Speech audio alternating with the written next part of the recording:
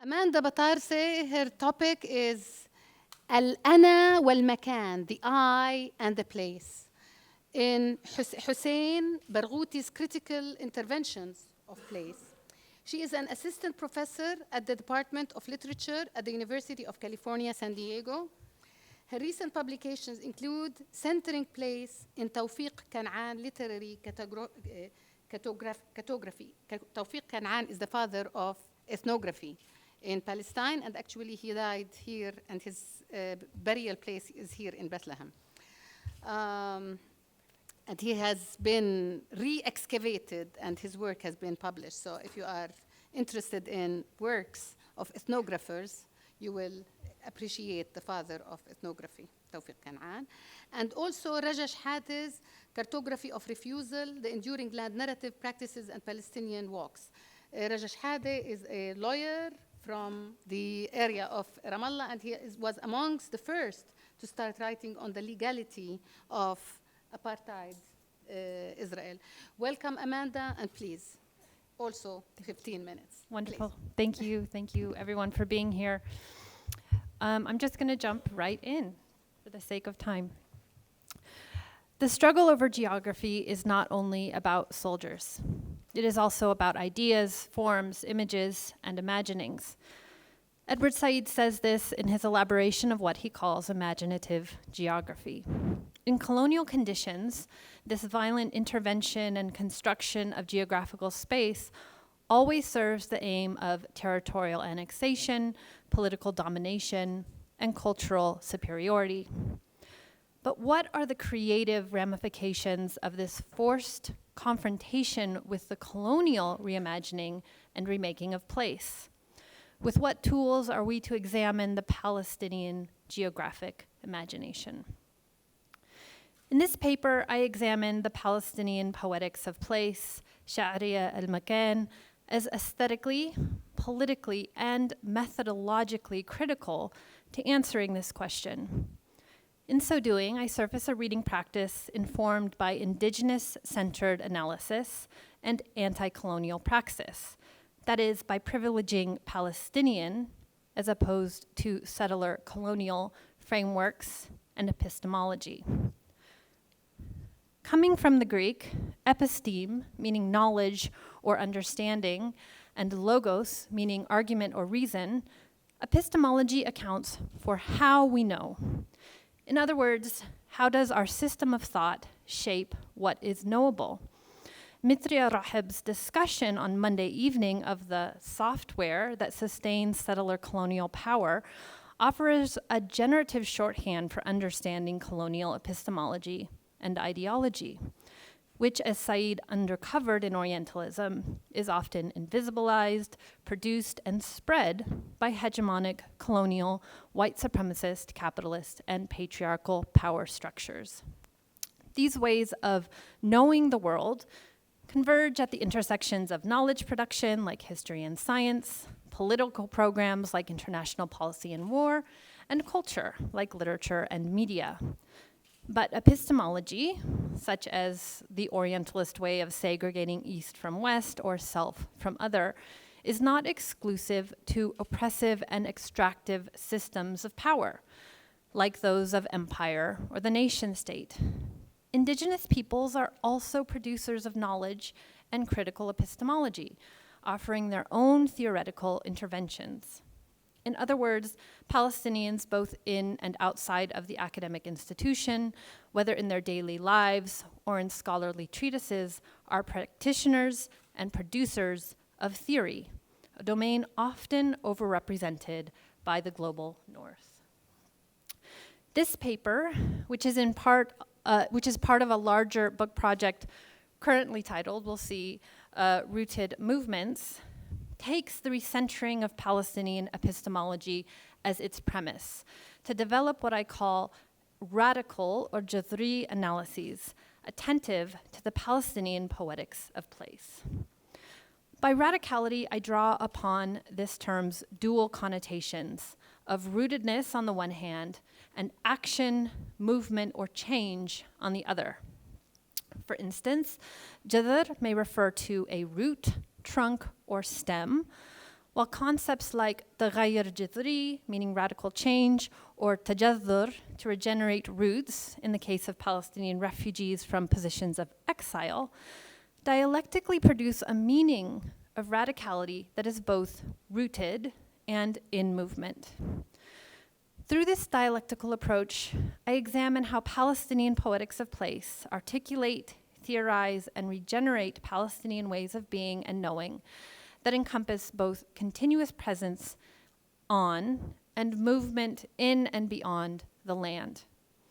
This radical poetics of place carries liberatory potential for a literature whose producers have since 1948 been dispersed and redispersed through multiple expulsions and ongoing conditions of displacement and exile, complicating the definitional boundaries of a, quote, national literature. The decolonization of literary analysis is therefore intimately bound to the decolonization of our physical geographies. And Palestinian literature is a generative site of creative and political theorization for both. Today, I will explore the concept of radicality in a piece by Hussein al-Barghouti from his posthumously published essay collection, Al-Faragh alladhi ra'a at-tafasil, The Void That Saw the Details. In the poetic prose of his essay, Al-Ana wal-Makan, The I and Place, Barghouti discursively conveys the intimacy between Palestinian language, narrative, self, and place as a relationship animated by movement or transit. In the spirit of Barghouti's attention to transit, I begin with a look at his passages in and out of Palestine. This is going to be moving a lot, so if you get dizzy, just look away.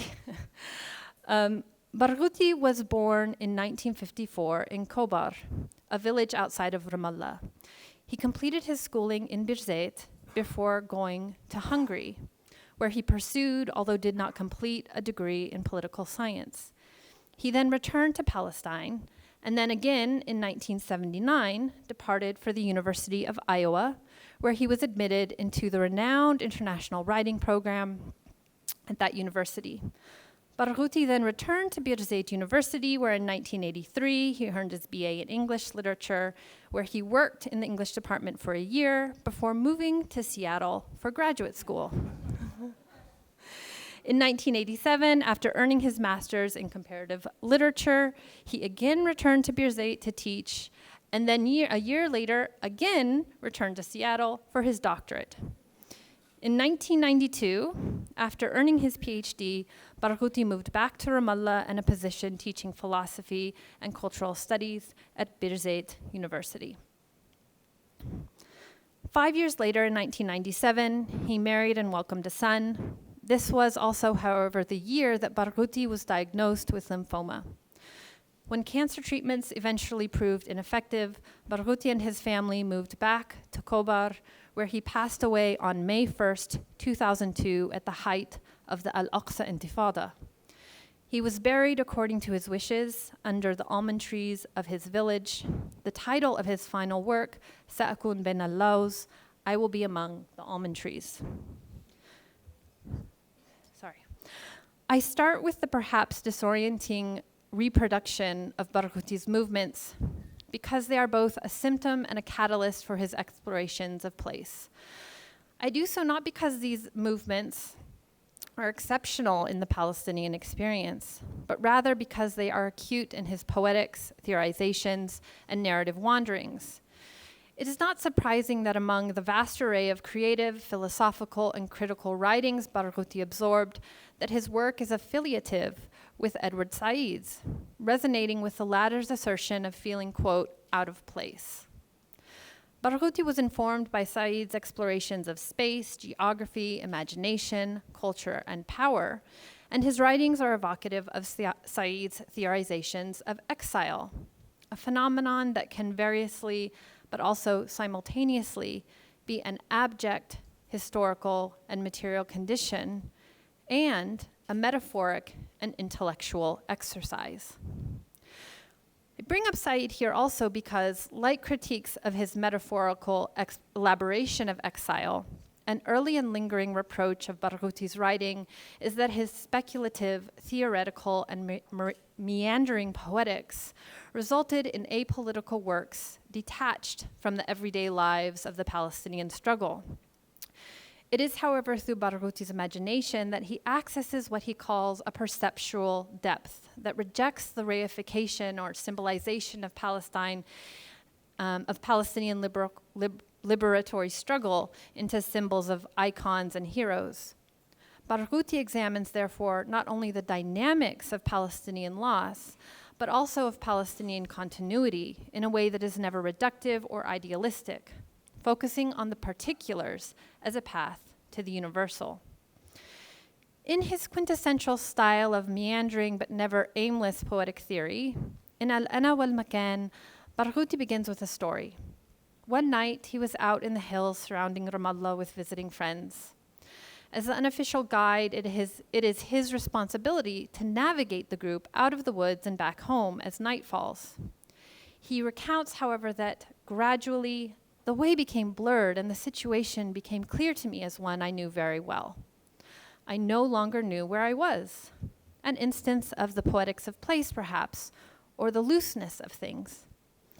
As he tries to orient himself, Barghouti mistakes the lights and outline of his village, Kobar, for the enclave of Safa. Through this experience, Barghouti theorizes the relationship of the self to place, al-ana wal-makan. The I is its location on a mental map, and the inversion of the map is an inversion of the I. Safa is located in several places, sometimes on my left and sometimes on my right, sometimes in the northeast and so on. And determining its exact location presumes that I have determined my exact place. And if I lose my certainty of where I am, then I lose my certainty of where it is and vice versa. Barghouti moves into a linguistic and semiotic analysis to explore this relationship through the possessive pronoun my, or ye in Arabic. He concludes, place is the letter ye. It is a connection. He follows this with a rhetorical question. Or am I not in my body? I mean, am I not like Safa, just another place? And what connects these two places, my body and Safa, is my interpretation, i.e. the ye connection. At the end of his essay, Barghouti describes a self-imposed process of spatial defamiliarization. Every night, taking pleasure in the lack of a sense of cognition, I go out into the streets and lose cognition of my own free will, for I have become accustomed to the condition. Ramallah seems, for example, like a city I've never seen in my life.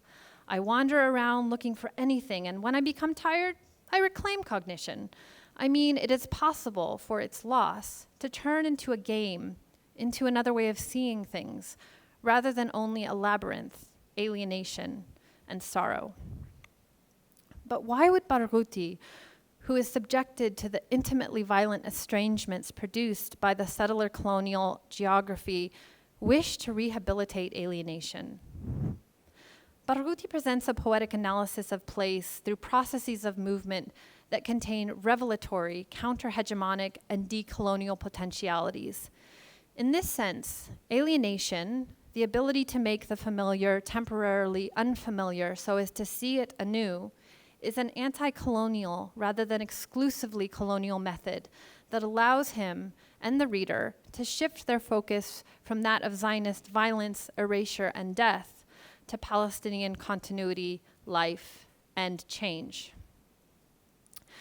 As Palestinian scholar Rima Hammami explains in her analysis of the checkpoint, which aspires to immobilize through coercive control over space and time, the Palestinian, quote, thuggish creative capacity for finding ways to continue everyday transit constitutes a form of resistance. Speaking to the enclosure of Palestinian bodies in the carceral geography of occupation, Hammami illustrates how Palestinian transit performs the active connotation of sumud, the Palestinian principle of steadfastness, reasserting historic and continued presence on the land. In other words, movement can constitute an expression of rootedness. the reclamation of transit as a liberatory rather than an exclusively violent tool of settler colonial dispossession is, I argue, central to Barghouti's movements both in and out of Palestine and through it. Forced non-agentive transit, which counterintuitively produces a sense of immobility, is the opposite of liberatory movement.